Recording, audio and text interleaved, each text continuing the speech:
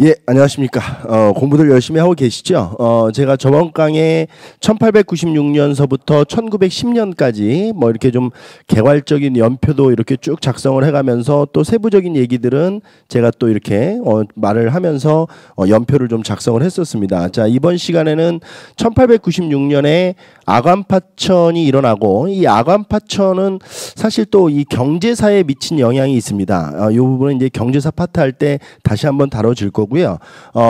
아관파천 이후에 이제 독립협회가 만들어진다. 그러면서 쭉 연표를 정리를 했었죠. 우리 독립협회하고 대한제국 파트를 좀 정리를 좀 해가면서 우리가 요걸 마무리를 좀 하고 그 다음에 교재가 없으신 분들도 뭐 수업을 듣는 분들이 있으시는 것 같아요. 근데 교재가 없어도 뭐 그렇게 크게 지장은 없는 수업이니까 그 다음에 이제 독립협회하고 대한제국을 수업을 하고 그 다음에 애국 계몽운동, 그 다음에 항일의병운동, 뭐 이런 이제 민족 구국운동도 정리를 좀 이번 시간에 한 번에 도안 묶어서 좀 진행을 할 수 있도록 하겠습니다. 자, 칠판을 이동을 좀 해보겠습니다. 자, 일단 독립협회 부분인데요. 독립협회 부분은 제가 연표를 작성을 하면서 기본적인 설명들은 다 끝냈습니다. 일단 독립협회 하면 아관파천 직후인 1896년에 만들어져서 1898년까지 이게 유지가 되는 단체인데 이게 이제 시민들이 중심이 돼서 만든 일종의 지금으로 얘기하면 좀 시민단체의 성격이 있기 때문에 이게 좀 우리 한국 전체의 어떤 역사적으로 봤을 때도 의의가 굉장히 있는 그런 단체라고 보시면 됩니다. 일단 독립협회 부분에서 제가 저번에 뭐를 했었냐면 자주 국권운동, 그러니까 아관파천 이후에 서구 열강의 이권 침탈이 가속화되면서 이권을 수호하기 위해서 독립협회가 만들어졌다. 뭐 이렇게 말씀을 드렸죠. 그래서 이 독립협회 하면 먼저 좀 떠올라야 될 게 자유민권 운동을 펼칩니다. 이 자유민권에 대해서 좀 정리를 좀 해볼 거고요. 그 다음에 자주국권 이거에 대해서도 좀 정리를 해보는데 이거는 좀 생략을 하려고 그래요. 왜냐하면 제가 저번 강 연표하면서 이 자주국권에 대해서는 쭉 얘기를 했던 것 같아요. 이게 이권 수호운동이라서. 그래서 러시아의 저령도 조차 요구를 저지시켰다든지 뭐 한러은행을 폐쇄시켰다든지 그 다음에 러시아의 군사교련단, 재정고문단 뭐 이런 걸 철수시키고 그 다음에 프랑스, 독일의 광산 채굴권을 저지시켰다 뭐 이런 것들은 정리를 했으니까 이 부분은 좀 생략을 하고 넘어갈 수 있도록 하고요. 그 다음에 자강개혁 이 부분인데요. 이 부분도 설명을 했어요. 이 자강개혁하면 어떤 것들이 떠올라야 되냐면 이게 의회 설립운동입니다. 근데 이 의회 설립운동을 제가 뭐 할 때 했었죠?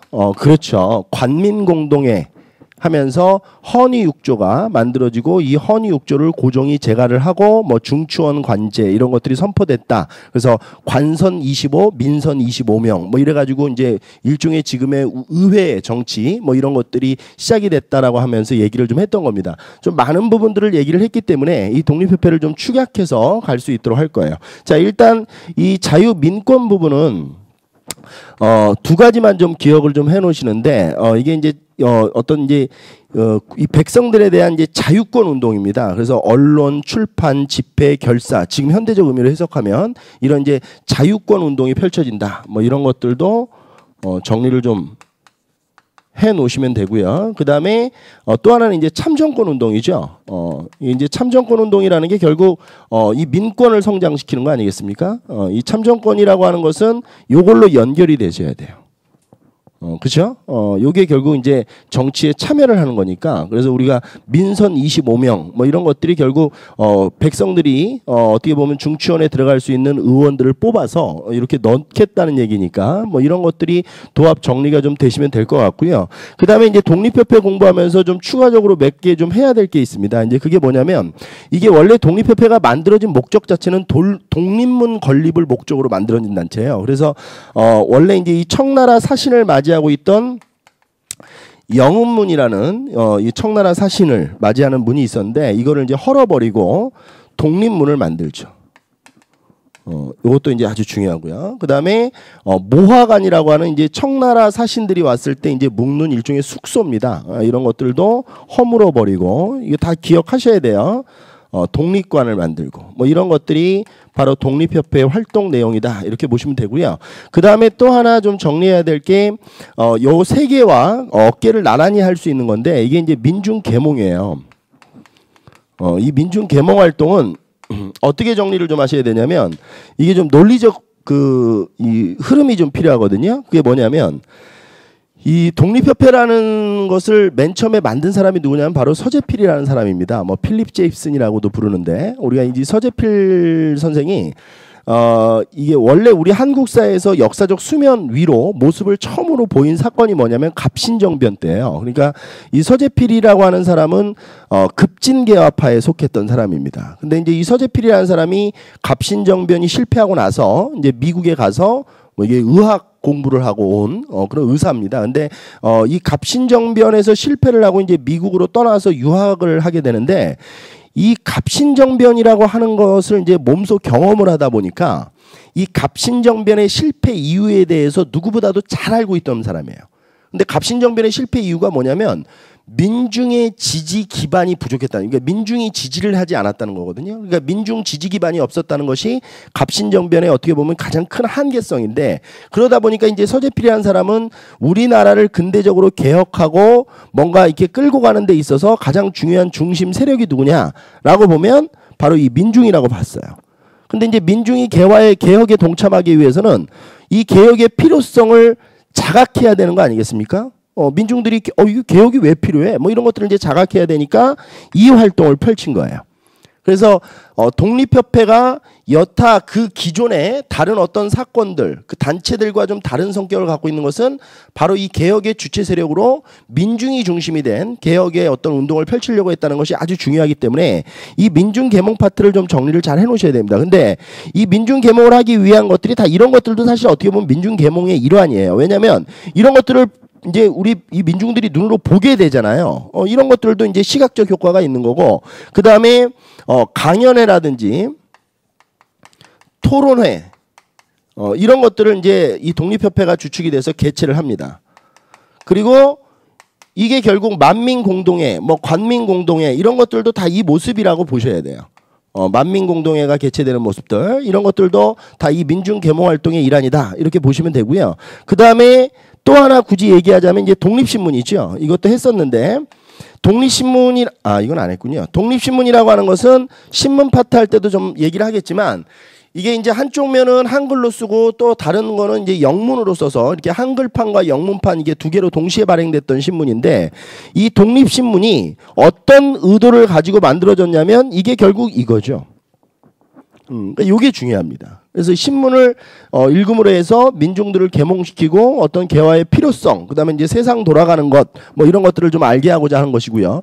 영문판으로 발행했던 이유는 이때 당시에 이제 국내의 사정을 외국인들에게 소개를 해서 좀 외국인들이 좀 올바르게 우리나라를 좀 바라볼 수 있도록 이렇게 좀 방향을 제시하기 위해서 영문판도 같이 발행을 했던 신문입니다. 이 독립신문은 1896년에 발행이 시작돼서 원래 이제 독립협회가 1898년에 해산이 돼요. 근데 이 해산되고 나서 1년 정도는 더 발행이 되거든요. 근데 뭐 이 정도까지 나오진 않겠지만 하여튼 1899년까지 독립신문은 발행이 된다 이렇게 보시면 됩니다. 그리고 나머지 이 대략적인 부분들은 여러분들이 그 해커스 교재가 있으신 분들은 해커스 교재를 읽어보면 정리가 다 돼 있어요. 그리고 저번 시간에 제가 연표 작성하면서 세부적인 내용들은 다 끝낸 겁니다. 그러니까 이렇게 좀 뭐 보수파, 뭐 진보, 내각, 박정양 뭐 이런 얘기들도 다 했으니까 요거를 좀 정리를 독립협회를 요 정도까지만 좀 하고 넘어갈 수 있도록 하시고요. 그 다음에 이제 이 대한제국인데요. 이 대한제국이라고 하는 것은 제가 흐름으로 얘기할 때 이제 이 광무개혁이 단행된다. 뭐 이거와 같은 개념이거든요. 그래서 이 대한제국이라고 하는 시기가 이제 1897년에 고종이 아간파천 1년 만에 경궁으로 환궁을 하고 나서 1897년부터 한일 병합조약이 체결되는 1910년까지 이 시기를 우리가 대한제국의 시기다 이렇게 얘기를 합니다. 근데 요 대한제국 시기 때 이제 광무개혁이 단행돼요. 근데 이 광무개혁의 내용을 이제 잘 물어봅니다. 그래서 우리가 저번 시간은 아니죠. 저저번 강의죠. 저저번 강에서 1차 갑오개혁의 내용, 그 다음에 2차 가보개혁의 내용, 그 다음에 을미개혁의 내용. 이거 이제 구분하는 문제들이 시험 문제에 잘 나온다고 그랬죠. 그래서 요거 좀 명확하게, 명징하게 좀 이렇게 정리를 해 놓으셔야 된다라고 제가 말씀을 드렸는데, 광무개혁도 여기에 이제 포함이 돼서 같이 구분하는 문제가 나와요. 그래서 이 광무개혁의 개혁 내용이 뭔지를 우리가 좀 정리하는 것이 가장 중요합니다. 광무개혁 때 어떠한 것이 이루어졌는지 이런 것들을 이제 좀 차분하게 정리를 좀 해보셔야 되는데, 일단 광무개혁이 추진되는 데 있어서 광무개혁이 내세웠던 슬로건은 제가 구본 신참이라고 말씀을 드렸어요. 그렇죠? 기억나시죠? 옛 것을 본으로 하고 새로운 것을 참고한다. 뭐 이런 건데, 그래서 요거를 좀 정리를 해보면 굉장히 복고적 개혁이다. 복고적이면서 보수적 개혁이다. 이런 의미를 좀 부여할 수 있을 겁니다. 그리고 여기서 얘기할 때 구본이라고 하는 것은 동도와 비슷한 개념이라고 그랬죠. 그래서 정치 체제 이런 것들은 옛 것을 그대로 유지하고, 그 다음에 교육이라든지, 그 다음에 산업이라든지, 그 다음에 국방이라든지 이런 것들은 일련의 개혁이 일어난다. 이렇게 보시면 됩니다. 그래서 이 부분이 문제가 된다고 그랬죠. 왜냐하면 이제 정치적으로 근대화된다는 것은 결국 민주주의로 가야 되는데, 1899년에 대한국국제 일종의 헌법이 반포되면서 군주의 권한을 강화시키고, 이게 군주권을 강화시키면서 결국 왕권의 전제화, 뭐 황권의 전제화 이런 걸 이루게 되니까, 실질적으로 보면 근대화의 방향 속에서 바라봤을 때는 어떤 역행이 일어난 것이다. 그래서 이 정치체제 부분이 바로 근대화의 역행을 초래한 부분, 이게 이제 광무개혁의 한계로 지적이 되고 있는 겁니다. 그래서 근대화의 역행 이 일어났다. 이 부분이 광무개혁의 한계로 지적이 되고 있는 거고요. 이 교육 분야, 그 다음에 산업 분야, 국방 분야, 뭐 이런 분야들은 시험 문제에 잘 나옵니다. 결국 이게 이제 개혁 내용이 되겠죠. 이런 부분에서 일련의 어떤 개혁들이 이루어졌는지 이런 것들을 우리가 이제 정리를 하면 광무개혁에 대해서도 끝을 맺을 수 있습니다. 자, 일단 하나씩 좀 보는데요. 그 교재 있으신 분들은 교재를 좀 보세요. 교재를 보시면, 그 80쪽인데요. 80쪽에 보면 광무개혁에 이제 정치개혁, 경제개혁, 그 다음에 사회개혁, 뭐 군사개혁, 외교정책, 뭐 이렇게 해서 쭉 정리가 되어 있습니다. 제가, 교재가 없는 분들을 위해서 하나씩 좀 정리를 좀 해드릴 테니까, 일단, 광무개혁 당시에 이제 정치개혁 부분인데, 이 정치개혁 부분은 아까 전에도 말씀드렸지만 잘 이루어지지 않죠. 이루어지지 않습니다. 그러니까 근대적 방향성으로 일치하지 않는다는 얘기예요. 그러니까 이루어지지 않았다는 게 아니고 근대적 방향과는 일치하지 않는다. 이렇게 보시면 되는데, 첫 번째 교정소라는 기구가 설치가 됩니다. 근데 제가 이거를 왜 수험생들한테 써드리냐면, 광무개혁을 자세히 공부하지 않으신 우리 수험생들은 요거를 뭐와 잘 착각해요. 그렇죠. 이게 교정청으로 바뀌면 안 됩니다. 알겠죠?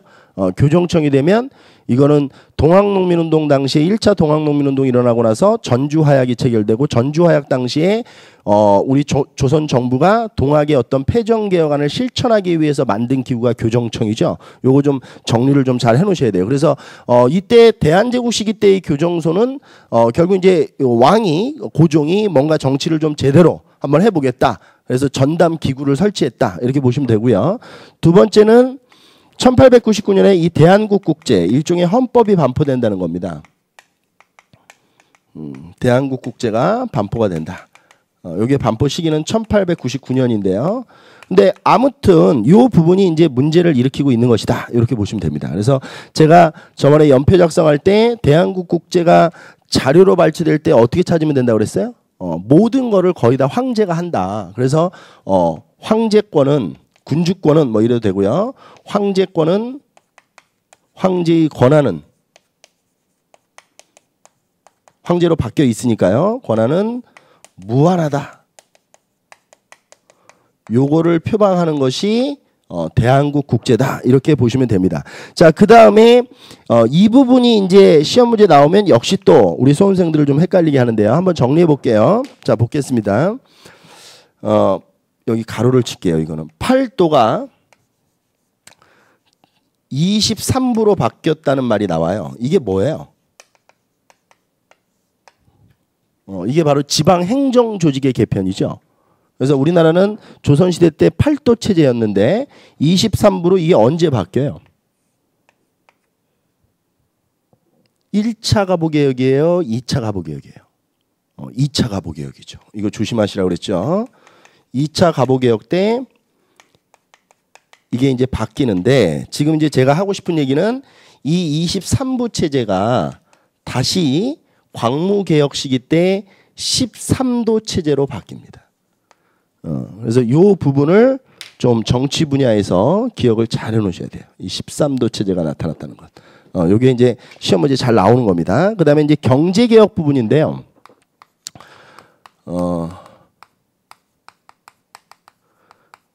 요 부분이 광무개혁의 최대의 성과라고 보시면 됩니다. 이 경제적 부분의 개혁, 이 가장 큰 성과를, 가장 성과가 크게 나타났던 부분이 바로 이 경제개혁 부분이다. 이렇게 보시면 되는데, 일단 하나씩 좀 볼게요. 그 양전사업을 실시해요. 양전사업이라고 하는 것은 토지조사 사업이죠. 양전사업을 실시하는데 왜 실시했느냐? 대한전토지계라고 해서 이 지계를 발급하기 위해서 양전사업을 실시했습니다. 그럼 지계가 뭐냐? 이게 원래 이름은 이제 대한전토지계 이렇게 부르는 건데 이게 일종의 지금으로 얘기하면 이제 토지대장 등기부 등본 같은 거예요. 토지 등기부 등본, 그러니까 토지대장 같은 건데 이거를 작성하는 이유가 토지 소유권 인증서를 발급해 주는 겁니다. 이게 이제 러일 전쟁이 시작되는 1904년까지 이 지계 발급이 이루어져요. 그래서 1898년도부터 시작을 해서 이 양지 아문, 그 다음에 지계 아문 뭐 이런 것들이 이제 만들어지는데 양지 아문 관청이 설치되는 겁니다. 연도수는 알 필요 없어요. 지계 아문 이런 관청이 설치되면서 1904년까지 그러니까 광무개혁 시작하면서부터 1904년까지 이 지계가 발급이 이루어져요. 근데 이 부분이 조금 이제 공부를 해보신 수험생분들은 아시겠지만 이 부분이 너무 시험 문제 많이 나오죠. 왜 이렇게 많이 나와요 이게? 그냥 광무개혁 물어보려고 나오는 거예요? 그게 아니고 의미가 있기 때문에 그래요. 그게 뭐냐면 우리 일제시대 되면요. 일본이 토지조사 사업이라는 걸 실시해요. 1912년부터 18년까지.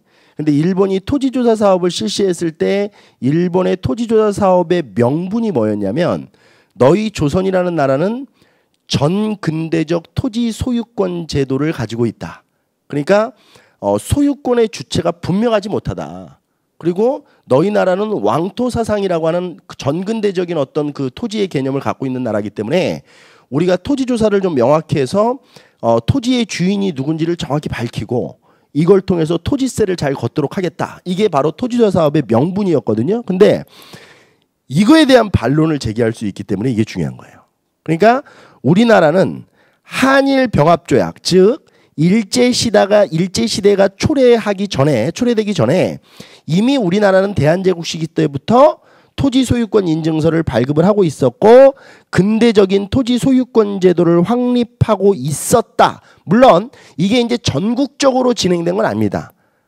이게 이제 한계는 일부 지역에서 진행이 된 거지만 어쨌든 간에 일본이 하는 그 토지조 사업의 명분에 대한 논리적인 반박을 제기할 수 있기 때문에 이 부분이 시험 문제의 출제가 많이 될 수밖에 없다. 이렇게 정리를 좀 해 놓으시면 됩니다. 자, 그 다음에 식산흥업 정책이라는 게 있는데요. 이게 이제 산업 부분이죠. 경제 부분입니다. 식산흥업. 한자 그대로 풀이하면 뭐가 되나요? 생산량을 증식시키고 늘리고 산업을 흥하게 하겠다 이런 거죠. 그래서 뭐 많은 회사들도 만들어지고 뭐 운송회사도 만들고 뭐 이런 이제 그 대한제국 시기 때 만들어진 여러 회사들이나 뭐 양잠회사 이런 것들도 만들어지고 이런 회사들은 다 이 식산흥업과 연결이 돼서 여러분들이 기억을 좀 해두시면 됩니다. 그리고 세 번째 이 근본위 제도를 시도했다라고 하는데 이거는 기억하지 마세요. 왜냐하면 이 근본위 제도가 시도가 되는 거지 이게 실시가 되는 게 아니거든요. 그래서 이 부분 때문에 이 부분은 그렇게 큰 의미가 없어요. 그래서 이 근본위 제도는 나중에 경제사 할 때 굳이 나왔으니까 얘기를 좀 해드리면 경제사 할 때 1905년에 제가 이거 연표할 때 해드렸죠. 메가타에 의해서 화폐 정리 사업이 진행돼요. 이 메가타 화폐 정리 사업이 진행되면서 우리나라의 근본위 화폐 제도가 수립이 되는 겁니다. 그래서 이것도 좀 조심하셔야 돼요. 그냥 공부해놓고 이렇게 시도다 이렇게 해서 그냥 막 이러고 넘어가시면 나중에 이렇게 해서 이거 주고 광무개혁 주고 화폐 정리 사업 줬을 때 당할 수 있습니다. 출제하시는 분들한테. 그러니까 이것도 좀 명확하게 정리를 좀 해놓으실 수 있도록 하고요. 그 다음에 뭐 도량령 개정, 그 다음에 황실 재정 확대, 뭐 이런 것들은 원론적인 거니까 빠르빠르 넘어갈 수 있도록 하고요. 그 다음에 81쪽의 사회개혁 부분인데 이제 이 교육진흥인데요. 이 교육 분야가 중요합니다. 왜 이 교육 분야가 중요하냐면 자 한번 볼게요. 이 식산응업 정책이라는 거 있죠. 생산량을 늘리고 산업을 흥하게 하겠다. 이거와 이제 이 교육이 맞물리면 어떤 현상이 나타날까요? 이게 많이 만들어져요. 이 학교들이.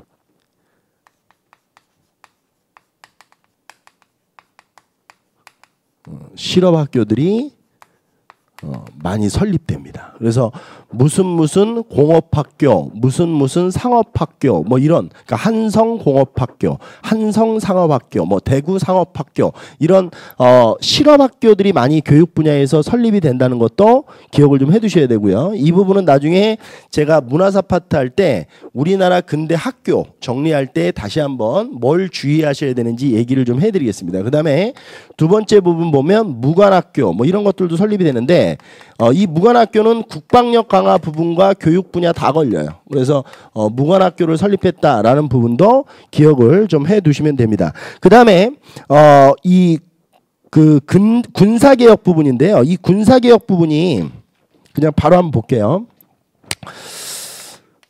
좀 많죠 양이. 이 군사개혁 부분인데요. 이거는 딱 하나만 기억하시면 됩니다. 뭐냐면 원수부라는 게 설치가 돼요.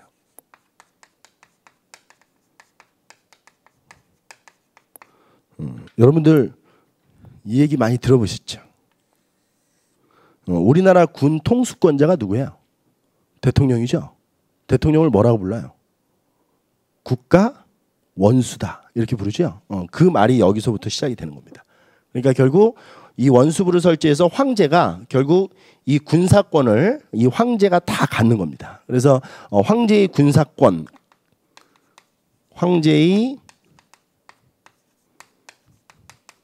군사권이 만들어지는 것이 바로 이 원수부가 설치되면서 만들어지는 것이다. 이렇게 정리를 좀 하시면 되고, 그 다음에 이제 이 군사 부분에서 보면 뭐 서울의 시위대와 진위대의 군사수를 대폭 증가했다 이렇게 돼 있는데, 여기서 이제 이 지방의 진위대 부분이 원래 을미개혁 때 만들어진 거잖아요. 그러니까 진위대가 만들어진 거는 을미개혁 때인데 이 진위대의 군사수가 대폭 증가한 거는 광무개혁 때다. 뭐 이렇게 정리를 좀 해놓으시면 되고요.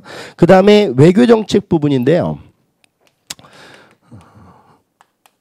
이것도 문제가 어렵게 나오면 뭐 출제가 되는 그런 파트인데, 이 외교정책 부분은 몇 가지가 좀 필요한 게 있어요. 이게 뭐 간도 부분, 독도 부분 이런 것들도 다 대한제국 때 외교적인 부분이라고 보셔야 돼요. 그러니까 영유권 부분이니까 이것도 다 외교적인 부분인데, 물론 이제 중요한 거는 간도 독도 할 때 이 대한제국 때 이 독도와 간도를 위한 대한제국의 어떤 외교 정책 부분은 따로 좀 정리를 하셔야 되고요. 지금 여기서 정리해야 될 거는 일단 첫 번째 이 청과 의 부분인데요. 이 청과 한청 통상조약이라는 걸 체결을 해요. 근데 지금 이게 아직 경제사가 나가질 않아서 좀 어려울 수 있는데, 이 한청 통상조약이 뭐냐면 과거에 이모군란 이후에 조청 상민 수령 무역 장벽이라는 게 기억나시죠? 제가 우리 공부하면서 근대사 공부하면서 뒤에 장정으로 끝나면 다 무슨 거라고 그랬어요? 뭐라고 그랬죠? 다 종주국과 속방국 사이에서 이렇게 찍어 눌리면서 체결된 조약이다. 뭐 이렇게 말씀드렸죠. 그래서 이 장정이라고 하는 것은 굉장히 불평등한 내용을 담고 있습니다. 그래서 우리나라가 마치 청의 속방국이다. 뭐 이렇게 보여지는데 이 조청상민수령무역장정 체계가 광무개혁, 대한제국 시기 때 깨져버리는 거예요. 그래서 결국 이게 조약으로 바뀌죠. 이렇게 되면 청과 어떤 무역에 있어서 대등한 권한 이런 것들을 한청 통상조약을 체결하면서 만들었다. 이렇게 정리를 하시면 되고요. 그 다음에 간도관리사 뭐 이런 것들을 파견했다. 이범윤이라는 사람을 간도 부분 할 때 다시 한번 얘기를 하겠습니다. 간도관리사 파견 1902년인데요. 이범윤이라고 하는 사람을 간도 관리사로 파견을 하기도 합니다. 그 다음에 연해주 부분에 일종의 뭐 이렇게까지 비약하면 좀 뭐 반론이 있을 수 있는데요. 이 교민들을 보호하기 위한 목적이거든요. 이 간도관리사를 파견한 것도. 그러니까 간도 지역에 우리나라 뭐 교민들이 살고 있었기 때문에 연해주 지역에도 우리나라 교민들이 꽤 살고 있었어요. 그래서 이 연해주 지역에 있는 교민들을 어떻게 보면 좀 보호하기 위해서 일종의 지금으로 얘기하면 이제 대사관인데 뭐 반론을 제기하면 좀 뭐 대답하기가 모호한 기구입니다. 근데 아무튼 대사관 같은 걸 만들었다. 우리가 우리 해외에 나가 있는 교민을 보호하는 그 권한을 갖고 있는 거는 대사관이거든요. 그래서 이 연해주에 설치된 블라디보스토크죠. 블라디보스토크에 설치된 해삼이, 이 해삼이가 바로 블라디보스토크를 얘기하는 겁니다. 해삼이 통상사무관 뭐 이런 것들을 설치했다. 사무소라고 해도 돼요. 해삼이 통상사무관이 설치됐다. 다시 한번 얘기하지만 이런 거는 잘 기억해 주셔야 돼요. 이건 이제 공부를 하면서도 외우면서도 까먹는 부분들이거든요. 그러니까 이런 것들은 좀 정리를 잘 해두시고 기억을 해주셨으면 좋겠습니다. 자, 그 다음에 독도 부분이나 관도 부분은 좀 세부적으로 나중에 간도, 독도, 영유권 분쟁 부분 할 때 다시 한번 할 거고요. 그 밑에 보면 이제 의의와 한계가 나와 있는데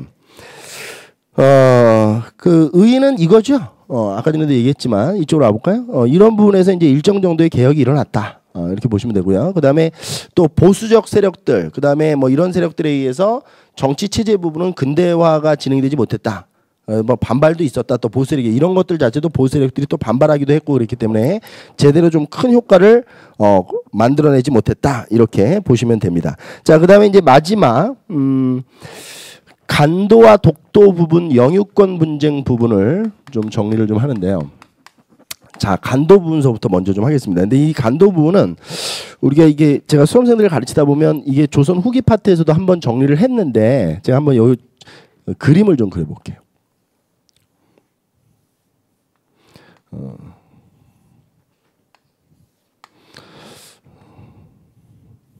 자, 이게 이제 우리나라 위쪽이라고 보시면 됩니다. 위쪽인데 이 간도 영유권 분쟁이 일어나는 지역이 일단 어딘지를 좀 보셔야 되는데 여기가 연해주예요. 그러니까 여기는 이제 러시아니까 좀 생략을 하고요. 우리가 이제 나중에 무장 독립 투쟁사 이런 거 공부할 때도 이 지도가 되게 중요한데 이게 이제 송화강입니다. 송화강. 이게 이제 송화강 지류인데요. 우리나라는 이 부분이 이제 문제가 되는 거예요. 여기 지금 빗금을 치면 이 부분. 좀 지리적으로 얘기하면 이쪽이 동간도, 이쪽이 북간도가 되는데 우리 이제 한국사 수업할 때 그냥 이쪽을 다 북간도라고 이렇게 다 묶어서 공부를 합니다. 근데 아무튼 이게 조선 후기 때부터 이 영토가 누구 것인지에 대해서 계속 좀 이렇게 왔다 갔다 했었어요. 근데 이게 막 이제 청나라가 막 봉금령 막 이런 것들도 뭐 발표하고 그래서 막 조선인들도 내쫓기도 하고 또 이것에 대해서 우리 정부도 조선 정부도 뭐 이렇게 대응을 하기도 하고 뭐 이렇게 여러 일이 있었던 겁니다. 근데 이거를 숙종 때 조선 숙종 때죠. 이 숙종 때 1712년인데 숙종 때 이 청과의 어떤 영토 분쟁을 좀 이렇게 없애기 위해서 비석을 하나 꽂아요. 이 비석을 우리가 백두산 정계비라고 합니다. 백두산 정계비를 꼽는데 이 백두산 정계비의 비문의 내용을 한글로 좀 바꿔보면 첫 글자가 서위, 압록 이렇게 시작을 하거든요. 그 다음에 동이, 토문 이렇게 돼요.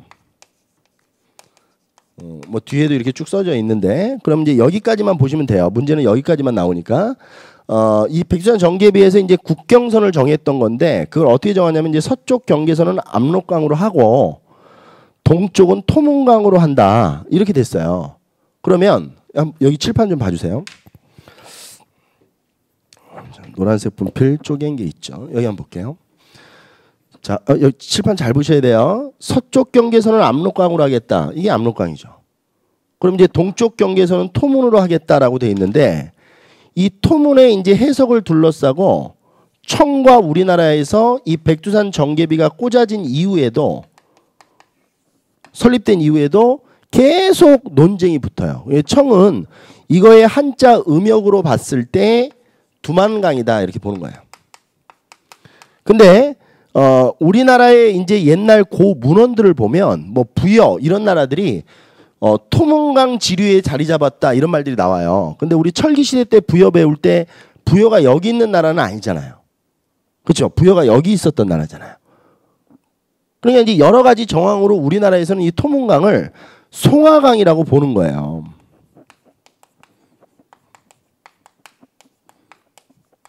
그러면 요거를 그대로 해보면 청나라 입장대로 해보면 요게 요렇게 청의 입장대로 하면 지금 현재 우리나라 국경선이 나오는 것이고요.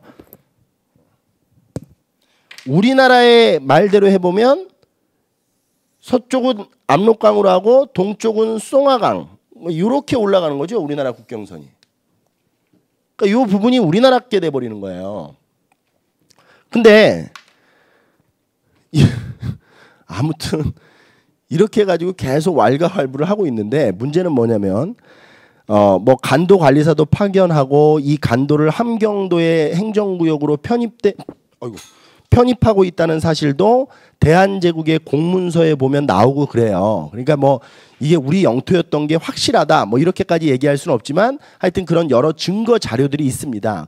간도 관리사도 파견하고 그다음에 간도 지역에 일본 같은 경우도 간도 파출소 이런 것들도 두고 운영을 하고 그러니까 일본도 스스로 이 지역이 조선의 영토일 수도 있다라는 가능성을 갖고 있었던 것 같아요. 그러니까 당연히 간도 출장소, 간도 파출소 이런 것들도 운영하고 그랬던 거거든요. 근데 1905년이 되면 지금 이런 것 때문에 이 연표를 먼저 한 거거든요. 1905년이 되면 을사늑약이 체결되죠.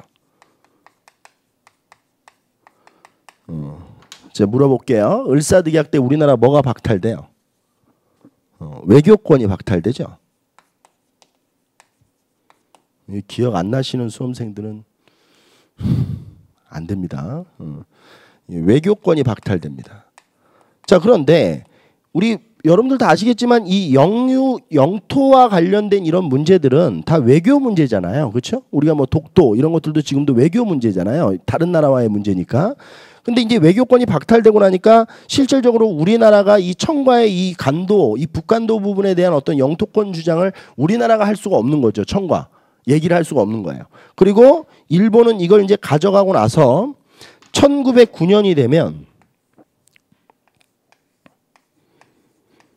일청 간도 협약이라는 걸 체결을 해요.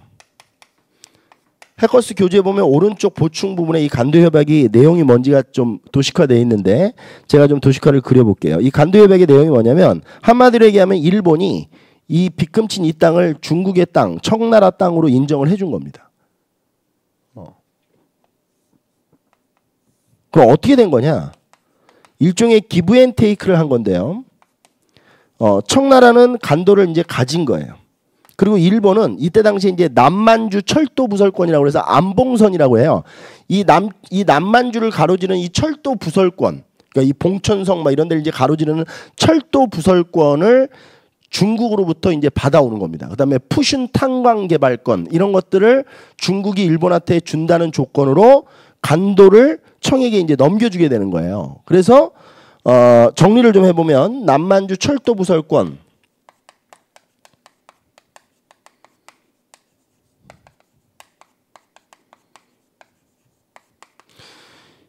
이거를 이제 기브 앤 테이크 하나씩 가지고 가면서 결국 이제 이 땅이 우리나라에서 이제 빠이빠이 이렇게 된 거예요. 그러니까 참 일본은 참 이게 대단한 나라입니다. 그렇죠? 뭐 이게 5천 년 동안 단 한 번의 도움도 주지 않았던 나라니까. 그렇죠?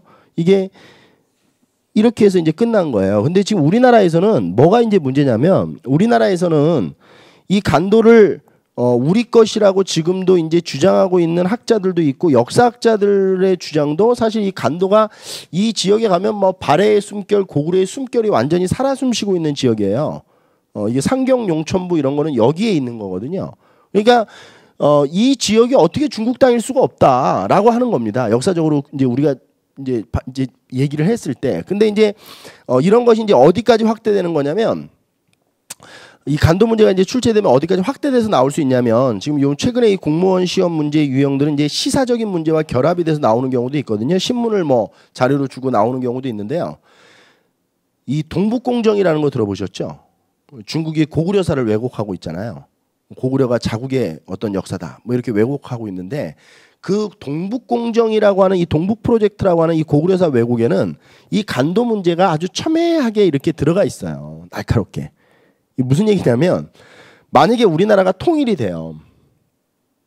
그러면 이 간도를 되찾기 위한 노력이 분명히 일어날 거예요. 왜 그러냐면 좀 이게 어려워질 수도 있는데요. 최근에 21세기로 오면서 뭐 자본주의와 공산주의와 같은 어떤 경제적 이데올로기의 싸움은 좀 많이 끝났죠. 왜냐하면 공산주의가 완전히 져버렸기 때문에 이제 끝이 났는데 지금도 이데올로기 중에서 강력한 이데올로기가 신민족주의라고 하는 이데올로기예요. 그래서 이제 우리 한 민족이 한 나라에서 살고 싶다. 뭐 이런 어떤 것을 우리가 신민족주의라고 하는 거거든요. 그래서 그 구소련이라고 하는 이 소비에트 연방공화국이라고 하는 그 엄청난 국가들이 엄청나게 큰 나라가 다 이렇게 나눠진 거예요. 뭐 우즈베키스탄, 뭐 키르기스탄, 카자흐스탄, 투르크메니스탄, 러시아 이렇게 다 나눠진 거예요. 그 민족별로 나눠진 거예요. 근데 지금 러시아에서 체첸 민족만 독립을 허가해주고 있지 않기 때문에 체첸 분리독립운동이 계속 러시아 내에서 일어나고 있는 거거든요.